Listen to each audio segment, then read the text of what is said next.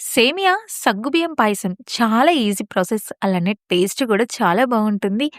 Stove మీద కడాయి పెట్టుకొని 1 spoon ఘీ వేసి, అందులోకి జీడిపప్పు కొన్ని వేసి దోరగా వేయించుకొని ప్లేట్‌లోకి తీసుకోవాలి. కిస్మిస్‌లు కూడా వేసి దోరగా వేయించుకొని పక్కకు తీసుకోవాలి. అదే కడాయిలోకి 1 కప్పు సేమియాని వేసి మంట మీడియం టు లో ఫ్లేమ్‌కు అడ్జస్ట్ చేసుకుంటూ బ్రౌన్ కలర్ వచ్చేలాగా వేయించుకొని పక్కకు తీసేసుకోవాలి. ఒక మందంగా ఉన్న బౌల్‌లోకి 1 కప్పు వరకు బెల్లం వేసి, ఈ బెల్లాన్ని కరిగించుకొని పక్కన పెట్టుకోవాలి.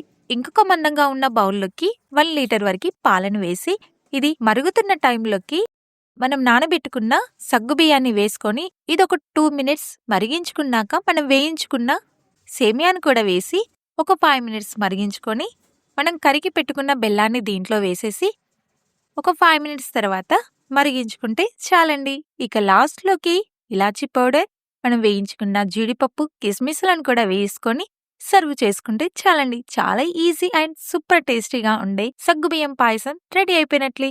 మీరు కూడా ట్రై చేయాలనుకుంటే ఈ వినాయక చవితి స్పెషల్‌గా సగ్గుబియ్యం పాయసం ఒకసారి మీరు ట్రై చేయండి. పూర్తి వీడియో కావాలనుకుంటే నా ఛానెల్‌లో చూసేయండి. Thank you for watching.